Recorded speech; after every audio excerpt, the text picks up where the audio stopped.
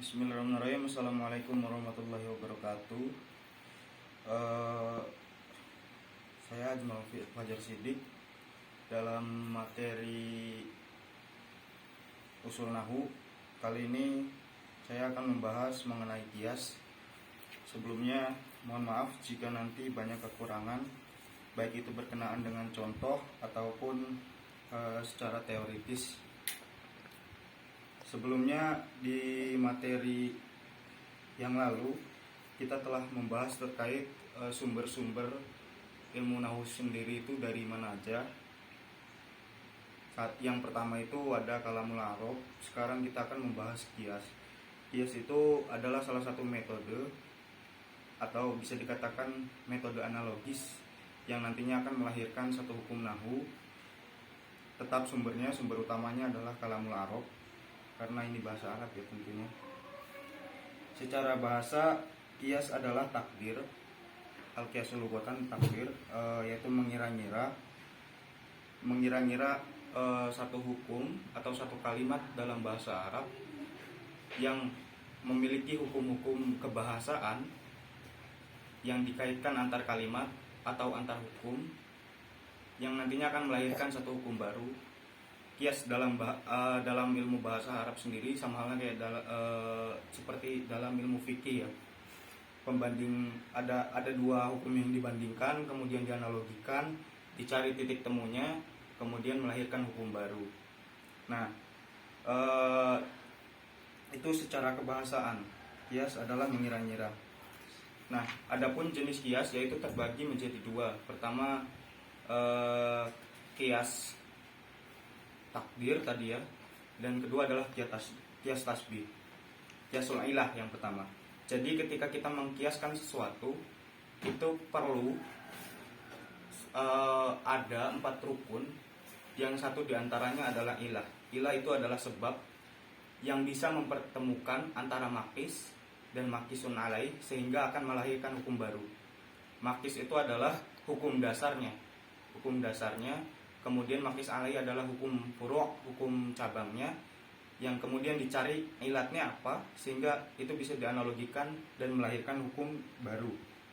Itu secara rukun ya. Tadi ada 4 rukun. Pertama makis, kemudian makis alai, kemudian ada ilatnya apa, sebabnya apa, kemudian ada hukumnya, hukum barunya apa yang dilahirkan dari hasil analogi tadi. Nah, secara istilahan kias sendiri banyak mengandung pengertian, terlebih ada beberapa ulama, baik itu ulama klasik ataupun ulama modern yang mendefinisikan kias.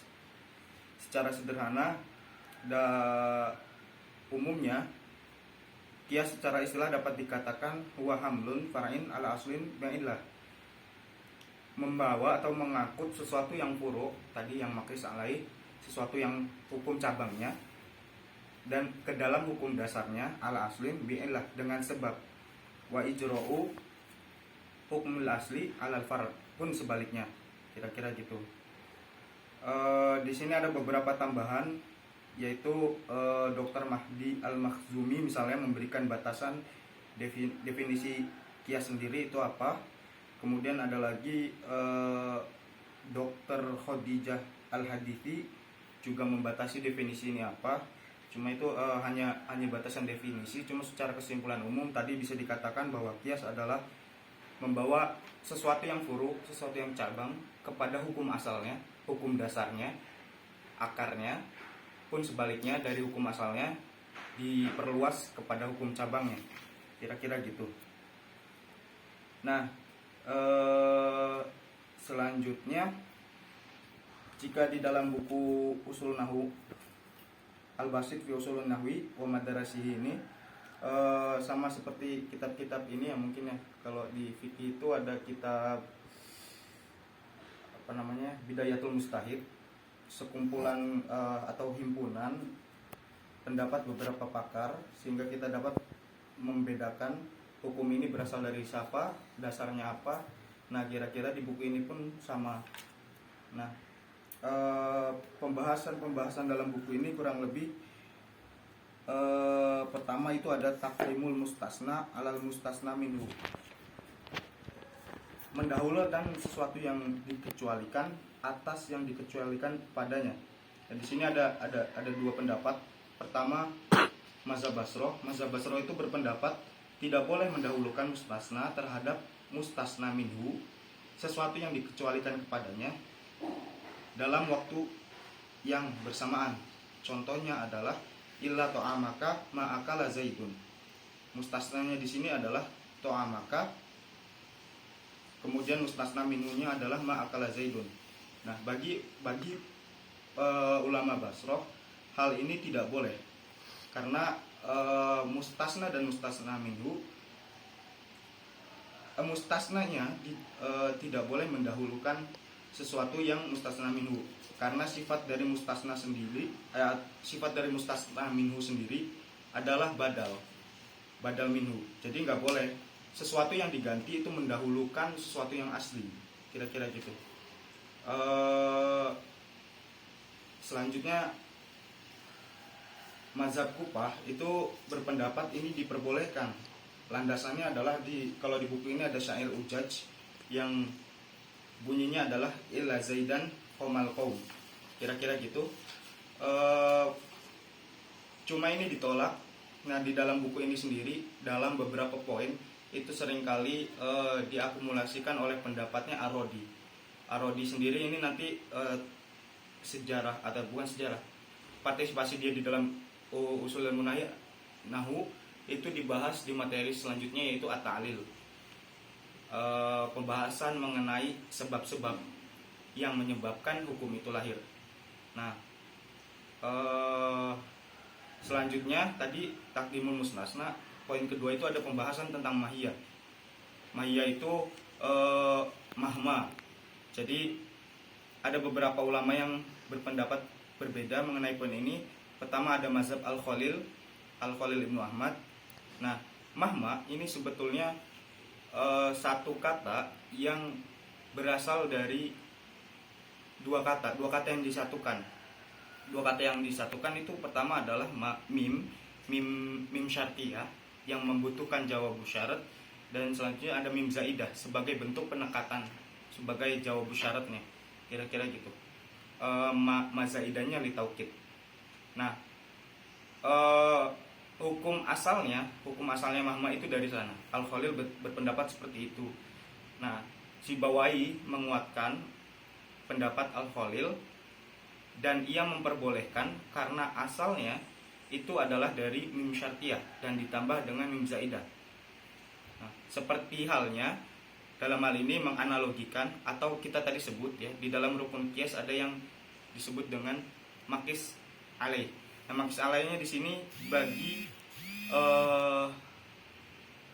bagi Sibawai adalah ini serupa dengan kata id yang di dalamnya mengandung unsur kalimat mim taukid, kira-kira gitu.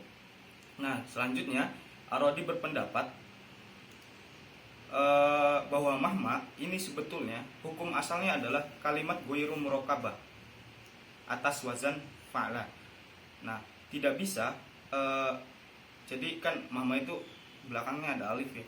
Nah, menurutnya Ar-Rodi ini tidak bisa kira-kira karena dia mengikuti wazan.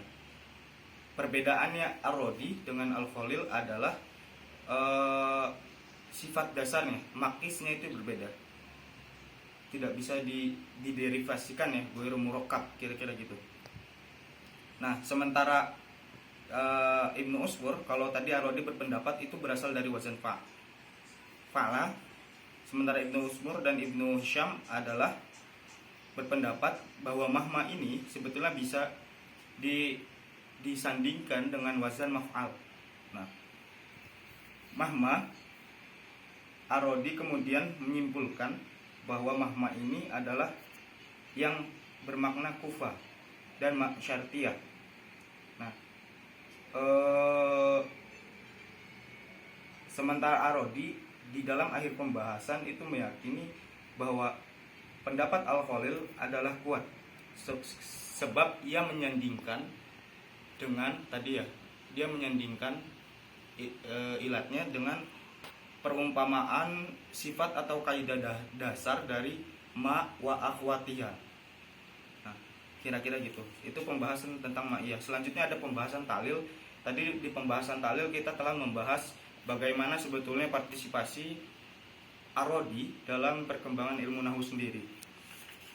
Nah, di dalam pembahasan at-ta'lil ini penulis atau buku ini menjelaskan tentang fenomena kebahasaan, fenomena sebab-sebab lahirnya satu kata, lahirnya satu kalimat, kemudian lahirnya satu kebahasan ya, fenomena kebahasaan. Nah, sebetulnya tak jelas Ar-Razi sendiri sebetulnya telah menghimpun kitabnya sendiri, menghimpun pendapat-pendapatnya atas kajian-kajian nahwu itu dalam satu kitab atau tidak gitu. Cuma di sini ada satu tokoh yang disebutkan bahwa kumpulan-kumpulan pendapatnya Ar-Razi itu disatukan dalam kitab tadi Syarhul Kafiyah Ibnul Al-Hajib. Nah, kira-kira himpunan pendapat Ar-Razi itu disatukan di sana karena salah satu ulama yang sering berpendapat tentang usul nahwu sendiri adalah Ar-Razi. Cuma Ar-Razi sendiri itu bingung ya oleh ulama nahwu itu sebenarnya punya nggak satu kitab yang ia himpun sendiri atas pendapat-pendapatnya. Nah, kira-kira gitu. Nah, selanjutnya itu di buku ini membahas tentang wawul mutakarrirah, huruf wawu yang berulang-ulang. Nah, contohnya di sini itu tentang wawul qasam ya. Ketika seseorang bersumpah dengan lafzul jalalah atau lafaz ini Allah, wallahi itu misalnya. Nah, setelahnya itu biasanya ada pengulangan-pengulangan. Misalnya wallahi warrahman warrahim gitu. Nah, itu sifat daripada wawu setelah wawul qasam, wawu yang pertama wallahi itu apakah merupakan huruf qasam juga atau ia hanya bersifat atof. Nah, di sini ada banyak pendapat. Pertama adalah mazhab Al-Khalil, Al-Khalil juga dikuatkan oleh Imam Sibawayh. Nah, menurutnya mazhab Al-Khalil dan Sibawayh, kalimat tadi wallahi warahman warahim setelah huruf pertamanya adalah memang bersifat qasam, bersifat sumpah. Tapi setelahnya itu bersifat atof, hanya penghubung, hanya konjungsi atau dan sifatnya. Nah, alasannya di sini adalah waqatana zalat mangzilatul qasam wahid. Karena cukup dengan satu kata sumpah saja udah mewakili secara keseluruhan sumpah itu. Kira-kira gitu pendapatnya. Tapi ada yang berpendapat lain bahwa misalnya di sini adalah sebagian ulama ya, ba'dhum konteksnya itu wawu yang hadir setelah wallahi itu juga bersifat qasam karena alasannya adalah litaukid. Itu bisa bersifat qasam sebagai penguatan sumpah di awalnya. Nah, itu cuma di akhir lagi-lagi Ar-Razi berpendapat bahwa wamin kathirin ru'yat atau dari sekian banyak pendapat ini yang lebih kuat adalah pendapatnya Al-Khalil dan Sibawayh. Alasannya itu tadi sama seperti yang disebutkan di awal. Cukup dengan satu kata sumpah saja. Wow. Nah, selanjutnya di dalam buku ini di bagian qiyas juga menjelaskan mengenai permasalahan ilat bina'u ismin lam nafiyah al mufrad an nakirah au i'rabuhu. Itu bagian tersendiri ya. Mungkin kira-kira gambaran dalam pembahasan qiyas kali ini adalah itu. Tapi yang jelas di dalam qiyas ini sendiri tadi ada dua jenis, ya ini qiyasul ilah wa qiyasu tasbih. Qiyas yang sifatnya dia ketat dengan sebabnya. Jadi ada makis alaih, kemudian ilatnya apa, disambungkan, ketemu hukum baru atau alasan hukumnya. Sementara kias tasbih itu hanya mengumpamakan atau menyamakan, misalkan hukum fa'il sama hukum apa gitu. Misalkan dia, oh ini serupa hukumnya, lahir hukum ini. Nah itu nggak masalah. Jadi beberapa ulama memakai dua jenis kias ini dalam menetapkan satu hukum kebahasaan di dalam bahasa Arab. Mungkin kurang lebihnya hanya itu. Terima kasih atas perhatiannya. Mohon maaf atas segala kekurangan penjelasannya. Wassalamualaikum warahmatullahi wabarakatuh.